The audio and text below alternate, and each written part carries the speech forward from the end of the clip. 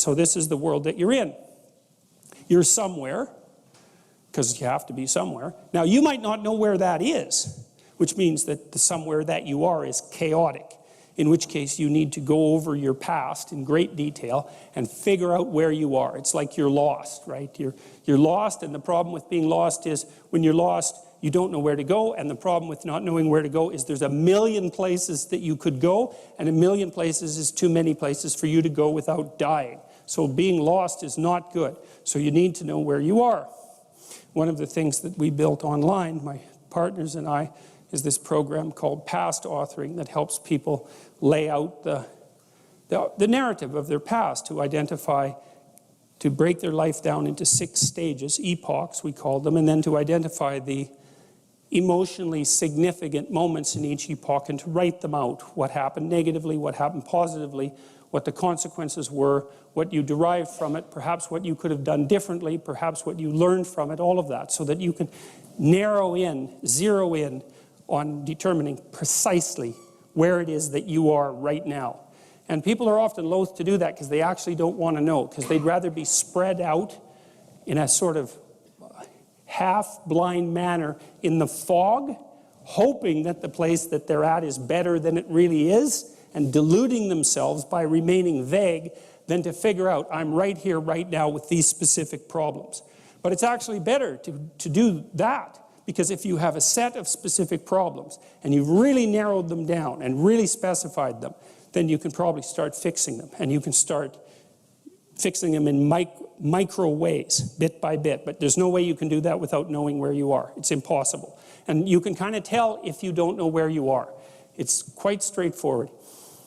If you are haunted by reveries of the past, for events that are older than approximately 18 months, if they continue to come up in your mind over and over, in your dreams over and over, you haven't extracted the world out from your past experiences. The potential is still trapped in the past.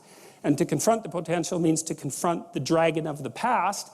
And of course, that's terrifying, and it can seriously be terrifying. So for example, maybe you're vague and ill-formed and ill-defined because you were abused very badly when you were a child, 4 years old, something like that. And maybe you were abused by a family member, because that's generally who does the abusing.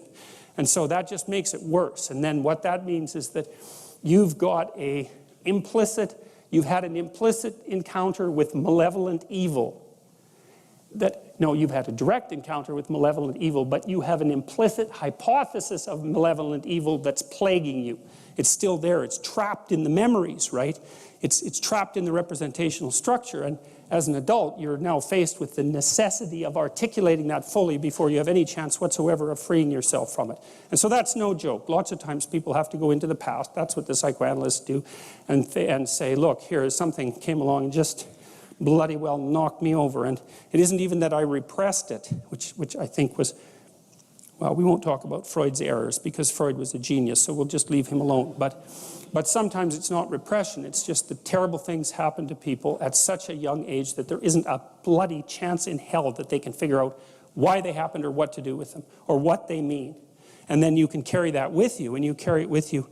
It's like your body encounters the world in stages, and it happens very rapidly. Well, it can extend over years, but the initial stages happen very rapidly. So, for example, if you're walking down the road and you hear a loud noise behind you, you'll go like this. That's a predator defense response, by the way. You crouch down, and that's to stop something from jumping on your back and getting at your neck too easily. That's like a few hundred milliseconds. It's really fast, or even faster than that. And it better be, because something like a snake, we'll say, can nail you just right now, so you better be fast. But it's low resolution. It's like danger snake, something like that, or danger predatory cat. It's that fast.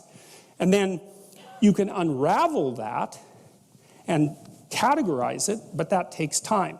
You do that with emotion, and then you do it with cognition, and you can do that with long-term thinking, because maybe you've encountered someone specifically malevolent and predatory at work.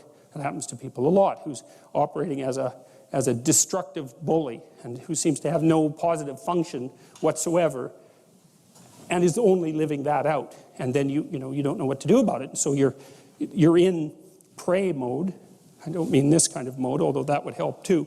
But I mean, you're acting like a prey animal, and then you have this terribly complex thing to decompose, which is, what the hell's up with this person?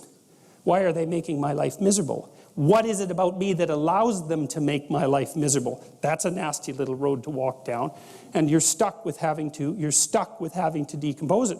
Maybe you can't. Maybe formulating an explicit philosophy of good and evil to deal with something malevolent in your environment actually just happens to be beyond you. And that could easily be. It's certainly the case for people who are young. And it's the case for plenty of adults as well. It's no simple thing to manage. It's something, too, that often soldiers who have post-traumatic stress disorder have to do because they've encountered terrible things. They've either done them or ran into them, and they need to update their moral model of the world, or they end up in something closely approximating hell. Anyway, so you need to know where you are. That's this, what is, where are you? So you're navigating, you're a navigator, you're a sailor on an ocean, man. That's what you are. You're a mobile creature. You're going from point A to point B all the time.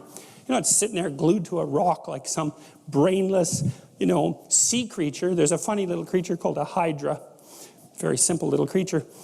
In its juvenile stage, it has a brain because it swims around, but then when it turns into an adult, it latches itself to a rock and promptly digests its brain. Because if you're just sitting on a rock and you're not moving, you don't need a brain. But that's not our issue, right? We're zipping around in the world, and so we're navigating agents. And so to navigate, there's two things you need to know. And the first is, where the hell are you? Exactly, precisely, right? Razor sharp. What's good about you and what's bad about you? By your own reckoning. You don't have to. You can ask other people, but this is a game you play yourself. It's like, as far as I'm concerned, I'm taking stock. What is it that's okay about me and what needs some work? And you got to watch to not be too self-critical when you're doing that too, because that can just be another kind of flaw. And then the next is, okay, well, where are you going? What's your destination?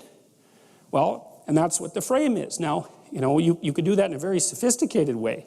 And you do that by thinking consciously about who it is that you are in an articulated manner and where you want to go and why and how you're going to get there. And people hardly ever do that. That's come as such an absolute shock to me as an educator. Because one of the other programs, I use this in my classes. One of the other programs in this suite of programs is called the Future Authoring Program. And I started developing it in my Maps of Meaning class, which is where some of this material is from. And I got students to write about their past. It's like, okay, we're talking about stories, so let's tell your story. Who are you? How did you get here? And what are you now? That usually helps people put things to rest, although it's quite stressful while you're doing it. Stress goes up when you're doing it, and maybe you feel miserable for a couple of weeks, and then stress goes down and it stays down. So that's also why people don't do it, because who the hell wants to have their stress go up? But if it's temporary, it's a sacrifice. So then the next issue is, well, where are you going? And one of the things that, and this I cannot understand. These students that had been in education system for 15 years, 14 years, high-end students, most of them, not once in their whole bloody life did anyone ever get them to sit down for like a day and say, all right, justify your existence. Like, well, seriously, it's like here you are in university, you're taking a bunch of courses, you've got some sort of vague career plan. It's like, defend the damn thing a bit, since you're going to go live it and everything. You're staking everything on it. It's like, what's your damn plan? And why are you so convinced that it's not the plan of a babbling fool? Because if you haven't thought about it, then it is. And if you really want to go out there and live that out, one of the things Carl Jung said was that you're in a story, whether you know it or not. And then he made two nice comments about that. If it's someone else's story, you're probably going to get a bit part. And it might not be the one you want. And if it's a story that you don't know, it might be one with a really bad ending. Or maybe it's just bad, period, with a worse ending. And if you don't know what the story that you're living out is, maybe that's the one. Maybe you got that from your mother, you got it from your grandmother, you got it from your aunt, or God only knows where you picked it up, because you pick up things like mad, because that's what human beings are like. So maybe you're living a malevolent tragedy unconsciously. And then one thing you might ask yourself is, well, how wretched and miserable is your life? Let's add futile to that. How wretched, miserable, and futile is your life? And you might say, well, yeah, 70% on each count. It's like, then you're probably unconsciously living out a malevolent tragedy. And maybe that's not for the best. Well, it's either that or the whole universe hates you, right? Or 70% hates you, you know. So anyways, you know, we got students to start writing in detail about not what they wanted. It's not a career thing. Because that's the closest people usually get, is they have a career plan. It's like, no, it's not a career plan. That's peripheral. Important, but peripheral. It's like, all right, you got 3 years, man. You're going to live them anyways. Devote those 3 years to setting the world up around you so that it's the best it could possibly be for you. As if you were taking care of yourself, as if you cared for yourself. Well, what would that look like? You know, let's say, just for the sake of argument, if you figured out where you were, that you could have what would be best for you. Well, what is that? I bet you never asked. People don't ask. And so life comes at them like random snakes, and they sort of fend them off. And life goes by, and things don't work out the way people expected them to. But a huge part of that is they didn't know where they were because they wouldn't look or didn't know that they should look. Ignorance and willful blindness, right? Two great catastrophes. And they never figured out where they wanted to go or why. Now, there's a problem with figuring out where you want to go. And the problem is that you make your conditions for failure clear to yourself. And people don't like that. So if you keep yourself in the fog, then you can't tell when you screwed up. Now, that isn't so good because you're still screwing up. You're just too blind, self-blind to notice. Although in the short term, that's less painful. If you make your criteria for success razor sharp, then you know every time you screw up. But that's great because then you could fix it. You could either